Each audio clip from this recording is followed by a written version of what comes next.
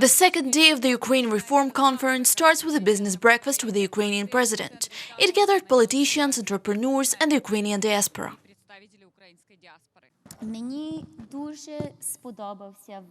I really liked your inauguration speech and the idea with which you started. It was the idea that, as you said, each of us is a president. The breakfast consists of orange juice and an omelette, but guests came here not to eat but to listen. There are more than 1.5 million Ukrainians living in Canada. All of them are curious about the course for the country's development offered by the new president.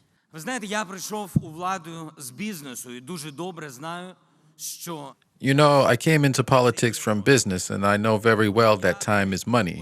Therefore, I'll come straight to the point. Invest in Ukraine. це головна моя This is my main thesis.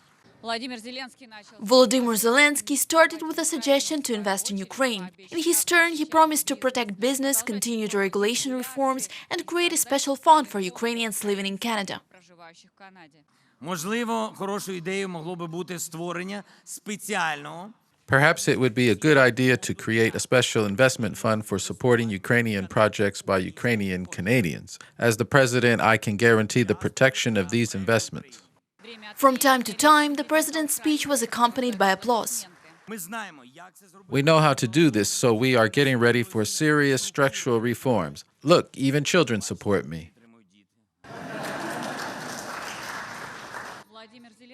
Volodymyr Zelensky suggests investing in the development of green energy, oil and gas production, as well as the restoration of Donbas. Investment projects for eastern Ukraine are estimated at $10 billion. The breakfast is followed by panel discussions at Ukraine House Toronto. An interactive platform of this kind was first suggested at the World Economic Forum in Davos.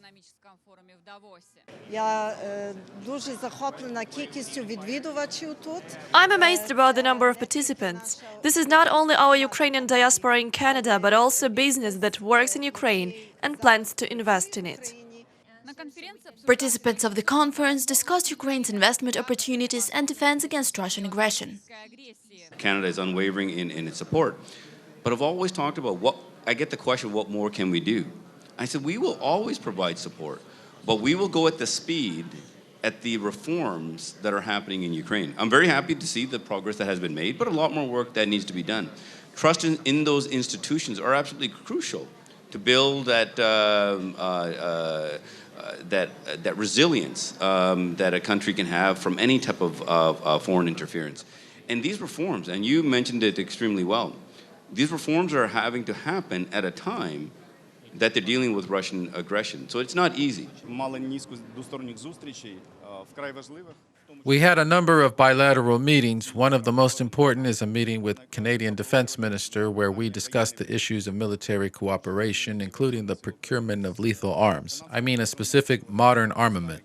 In 2 or 3 months, we will be able to discuss all the details and sign a contract. On the third, final day of the conference, a screening of the musical film Гуцулка Ksenia will be held. The movie, directed by Olena Demyanenko, won the main prize at the Atami Film Festival in Japan. The screening in Toronto is symbolic since Canada and Ukraine signed an agreement on joint film production.